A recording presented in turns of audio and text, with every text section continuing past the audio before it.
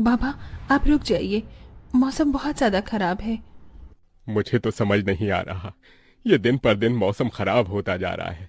अगर ऐसे ही चलता रहा तो मजदूरी नहीं कर पाऊंगा और घर में खाने को एक दाना तक नहीं आ पाएगा।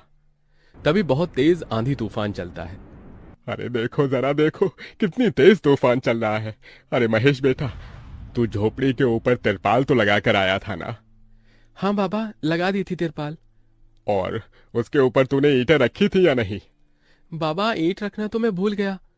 महेश के इतना कहते ही झोपड़ी के अंदर बारिश की वजह से पानी टपकना शुरू हो जाता है। हे भगवान महेश, तूने ये क्या किया? तुझे मैंने कहा था बारिश और तूफान तेज है, तुझे ईंटें रख देनी चाहिए थी। मुझे लग रहा है कि तिरपाल उड़ गई। चल चल मेरे साथ चल। अब तुझे मेरे साथ भीगते हुए मेहनत करनी होगी, नहीं तो पूरे घर में पानी ही पानी भर जाएगा। देवेश इतना बोल ही रहा था कि घर के अंदर वाकई छत से पानी टपकने लगा।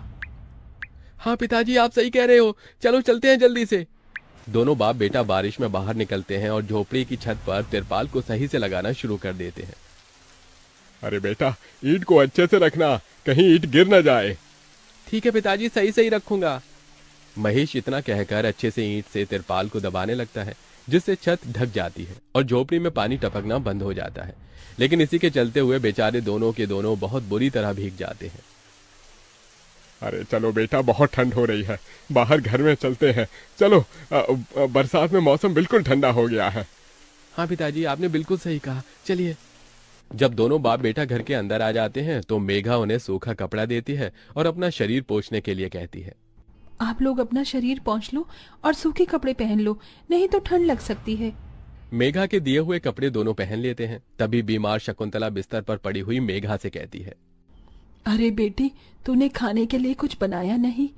माँ, मैं बारिश के रुकने का इंतजार कर रही हूँ। घर के अंदर खाना कैसे बनाऊंगी?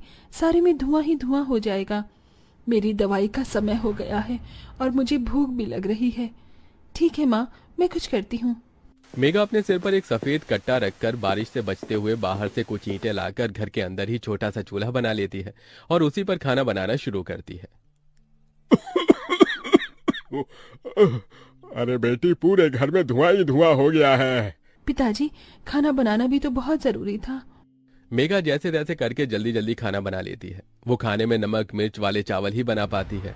माँ, माँ उठो, ये लोग खाना खा लो। शकुंतला मेघा के हाथों से खाना खाती है। शकुंतला के पूरे शरीर को पैरालाइज हुआ था, जिसके कारण ना तो वो हिल सकती थी और ना ही वो उठ सकती थी।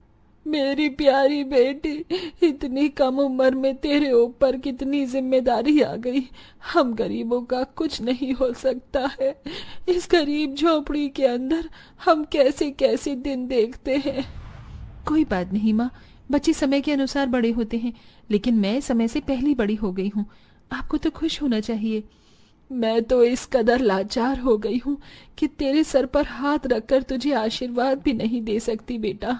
शकुंतला की आंखों से आंसू निकल रहे थे। मेघा उसके आंसू पोंछकर अपनी मां को हौसला देती है, जिसके बाद वो अपने भाई और पिता के साथ बैठकर खाना खाती है। बारिश होती ही रहती है, लेकिन बारिश रुकने का नाम ही नहीं लेती। खाना खाकर वो सभी सो जाते हैं। आधी रात के समय जिस तरफ शकुंतला का बिस्तर होता है, वहां पर पानी टपकना शुरू हो जाता है। अरे ये क्या, पानी टपक रहा है। मेघा, मेघा, लगता है सो गई। अब मैं क्या करूं? ये पानी तो धीरे धीरे टपकता ही जा रहा है।